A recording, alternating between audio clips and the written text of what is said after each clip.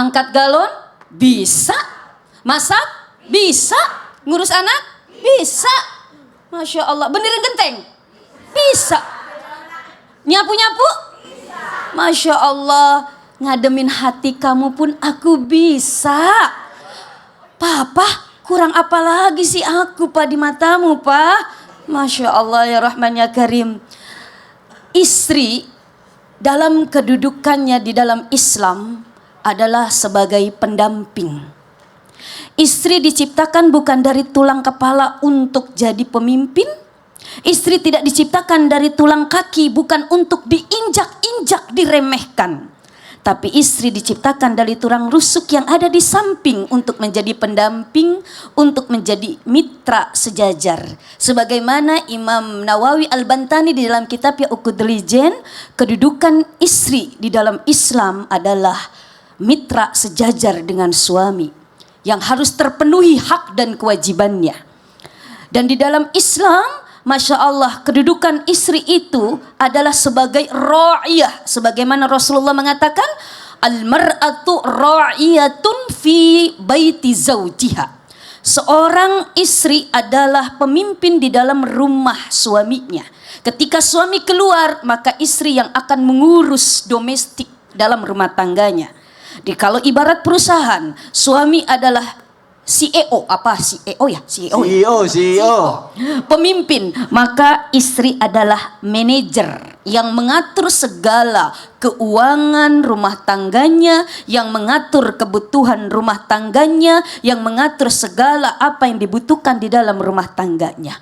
Di dalam Islam, Allah dan Rasul begitu memuliakan kedudukan istri. Bahkan Rasulullah pernah ditanya, mohon maaf, Rasulullah pernah mengatakan, khairukum linisa'i wa ana khairukum. Sebaik-baiknya engkau adalah orang yang paling baik terhadap istrinya. Dan Rasulullah, dan saya adalah yang paling baik terhadap istrinya. Maka jamaah, kita sebagai seorang istri ini patut bersyukur karena kita ditakdirkan, diciptakan sebagai wanita dan bahkan sebagai seorang istri. Bahkan seorang istri itu masuk surga sangat mudah. Apa? Rasulullah mengatakan, kalau seorang istri bisa menjaga sholat 5 waktunya saja. Rasul tidak mengatakan sholat wajibnya. Lalu menjaga puasa sunnahnya. Lalu menjaga kehormatannya. Lalu taat kepada istrinya. Maka Rasulullah katakan kepada istri tersebut, silakan engkau masuk surga dari pintu surga yang mana yang engkau kehendaki. Masya Allah, tepuk tangannya dong. Masuk surga untuk seorang istri, maka kedudukan istri jangan diremehkan, apalagi dihinakan. Karena istri adalah pendamping daripada suami, Mas Soni. Waduh, benerin genteng bisa. Angkat galon bisa. Ada nomor teleponnya enggak? Genteng bocor di rumah. Assalamualaikum warahmatullahi wabarakatuh. Waalaikumsalam warahmatullahi wabarakatuh. Jamaah, Yeay. oh jamaah, Yeay. Alhamdulillah. Jadi tema yang bagus nih sebenarnya apa Ustadz Maulana? Tema kita hari ini, ayo. Sama ya, sama-sama ya. Sama-sama ya. 2, 3. Masak Bisa, Cuci baju bisa, angkat galon bisa, benerin genteng bisa. Kurang apa aku Pak? Ya Allah, ini Kurang sayap karena bidadarinya belum bersayap. Ya Yoi. Islam itu indah. kayaknya ini curahan hati seorang Islam itu istri. indah udah Luar 16 biasa. tahun. Luar biasa ya. Baru kali ini ada tema panjang. Panjang. Nanti ke 18 tahun lebih panjang lagi. Sebelum kita mulai aku punya tayangan nih. Mau lihat tayangan gak? Yang di rumah juga pasti mau ya. Kita lihat nih, istri multi talenta. Kita lihat tayangannya, silakan. Ya kemana? Snuzon aja, suaminya yang jago masak. Oh kebalik ya? Iya. Oh suaminya Ini terbalik. chef. Suaminya chef soalnya. Oke. Sebenarnya ada pesan yang viral banget ya ini di media sosial ya. Jangan biarkan istrimu atau wanitamu terlalu mandiri. Tapi sebenarnya gini, dalam Islam ya, Seorang wanita itu khususnya istri itu emang harus dituntut serba bisakah? Harus mandirikah Ustadz? Biar si suami itu tidak terpincut wanita lain kah gitu ya? Atau mungkin ada batasan agar si istri itu sebenarnya jangan terlalu mandiri. Nah gimana Ustadz Syam? Mohon penjelasannya Ustadz, silakan.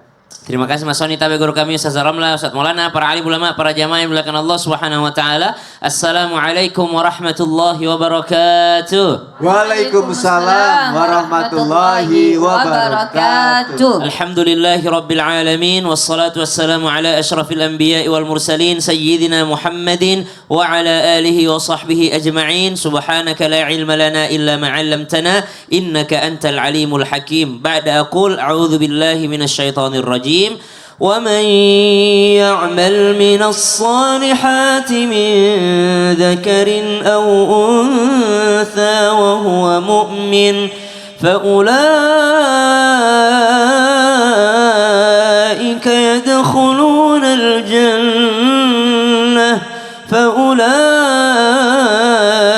يدخلون الجنة ولا يظلمون نقيرا. Allahumma arhamna bil Quran. Siapapun yang beramal baik, siapapun yang beramal soleh, baik itu suaminya atau istrinya, laki-laki atau perempuan, apapun gendernya, kalau dia beramal soleh karena Allah dengan keimanan, maka sama-sama hadiahnya. Jadi kalau yang dikejar hadiah dari Allah Subhanahu wa taala, ridhonya Allah Subhanahu wa taala, maka tidak ada lagi istilah istrinya terlalu mandiri atau suaminya terlalu serba bisa atau istrinya semuanya dilakukan sendiri. Kenapa? Ternyata niatnya karena mencari ridho Allah. Kenapa benerin genteng? Kasihan suaminya udah capek di luar. Kenapa engkau semua melakukannya sendiri? Tidak minta bantuan suami? Enggak apa-apa. Kenapa? Karena saya melakukan ini karena Allah Subhanahu wa taala. Masya Allah, kalau ada sifat seperti ini dan niatnya seperti ini, insya Allah tidak masalah kalau terlalu mandiri. Tapi Ustadz, ada bahasa di sosial media itu, jangan biarkan istrimu terlalu mandiri. Oh, boleh kita sangkut pautkan dengan nasihatnya Imamul Ghazali rahimahullah. Beliau sampaikan apa dalam nasihat pernikahannya? Di antara nasihat pernikahannya ada 3 sifat yang bagus dimiliki oleh seorang perempuan, tapi tidak bagus ketika dimiliki seorang laki-laki. Salah satunya adalah al-khauf. Apa itu al-khauf? Sifat penakut. Penakut itu tidak bagus dimiliki seorang laki-laki. Kenapa? Dia pemimpin rumah tangga. Kalau laki-laki penakut, ayah ada kecoa, saya juga takut. Kenapa? Saya Kayaknya gitu lagi. Allah kesini. Jangan buka rahasia. Saya juga. Sama kita kalau gitu. Ada kecoa, ada cicak, kata suami saya juga takut. Nah kita, kata Imam Al-Ghazali, sifat penakut tuh tidak bagus dimiliki seorang lelaki, tapi bagus dimiliki seorang perempuan. Kenapa bisa al-khauf ini, rasa takut ini bagus dimiliki seorang perempuan? Supaya dia tidak berani keluar rumah tanpa mahram. Supaya dia tidak sembarangan nerima tamu di rumahnya. Supaya dia tidak sembarangan melakukan sesuatu tanpa izin dan ridho suaminya. Kalau terlalu berani, ntar juga diizinin. Kita berangkat aja dulu ke Islam itu indah. Terlalu berani nih. Gak usah izin suami, ntar juga dia takut sama saya itu. Suami saya takut sama saya. Subhanallah. Maka sifat penakut itu bagus dimiliki seorang istri, tapi tak bagus dimiliki seorang suami. Nah, kalau mengambil nasihat ini, baguslah kita sangkut pautkan dengan mengatakan, jangan biarkan wanitamu terlalu mandiri disebabkan karena tidak adanya rasa takut pada dirinya. Karena sifat takut bagus dimiliki oleh seorang perempuan. Saya mau kok kemana-mana, saya mau kerja keluar rumah, tapi saya takut. Saya pengen ini, tapi saya takut. Ini saya takut. Karena takutnya dia ini membuatnya semakin takut kepada suaminya dan semakin takut kepada Allah Subhanahu wa taala. Nah, dikatakan lagi, sebenarnya apa sih batasan-batasannya agar tidak terlalu mandiri? Tadi yang pertama, akhirnya dia tidak terlalu mandiri untuk keluar rumah sendiri. Mesti kalau keluar rumah, saya pokoknya ndak mau kemana-mana kecuali sama suami.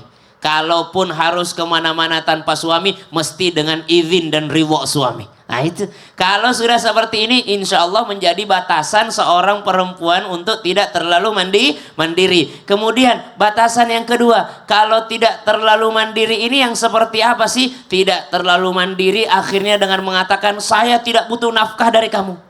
Saya tidak butuh, saya dinafkahi. Saya bisa kok, saya pintar, saya berpendidikan, keluarga saya keluarga berpendidikan. Saya tidak butuh kamu, Pak. Saya tidak butuh kamu, Pak. Subhanallah. Maka kalimat yang seperti ini sudah di luar batasan. Mandiri boleh, tapi jangan pernah mengatakan saya bisa tanpa kamu, ayah. Saya bisa tanpa kamu, mas. Saya bisa tanpa kamu, A. Sehingga terkesan meremehkan daripada nafkah suaminya. Karena sebesar apapun harta dari seorang istri, tetap penghasilan suami yang dia nafkahkan kepada istrinya itu yang berkah. Kenapa? Karena dalam Al-Quran yang diperintahkan menafkahi keluarga adalah sang suaminya. Jadi apa sih batasan mandirinya seorang istri? Batasan mandirinya adalah ketika dia tetap takut melangkah tanpa izin suami, atau bahkan dia pengennya kalau kemana-mana pun harus ada suaminya. Nah, subhanallah. Yang kedua, tidak merasa lebih hebat dari suaminya walaupun hartanya penghasilannya lebih banyak. Masya Allah. Tapi benar yang Ustaz yang bilang, semandiri-mandirinya perempuan dia tetap banget pengen ditemani dan gak mau sendiri, itu benar banget sih. Masya Allah. Kelihatannya aja di luar mandiri tapi hati kecilnya pengennya seperti itu. Dan suaminya sepenakut-penakutnya tetap pengen diandalkan. Betul, kecuali sama kecoa kali ya. Ya, kalau itu lain cerita. Oke, tepuk tangan untuk Ustaznya, Masya Allah, tabarakallah. Ini baru yang pertama ya, masih banyak sekali bahasan kita hari ini ya, jamaah yang ada di rumah juga yang ada di studio ya. Sekarang aku mau masuk ke segmen yang mungkin ini ditunggu-tunggu, karena dia pengen lihat nih. Biasa jamaah pengen lihat siapa nih yang kali ini bertanya nih. Yuk kita masuk ke segmen Tanya Dong Ustadz. Kami semua tanya dong Ustadz. Ada artis yang mau nanya, kira-kira bisa nebak gak siapa? Kurang tahu. Coba kita lihat siapa ya. Ini dia tayangannya, silakan. Kiki Farel ternyata yang bertanya. Kira-kira mau dijawab sekarang apa nanti? Sekarang. Nanti aja deh setelah yang satu ini ya. Masak bisa, cuci baju bisa, angkat galon bisa, benerin genteng bisa. Kurang apa lagi aku, Pak? Setelah yang satu ini ya, tetap di Islam itu indah. Jamaah oh jamaah, alhamdulillah.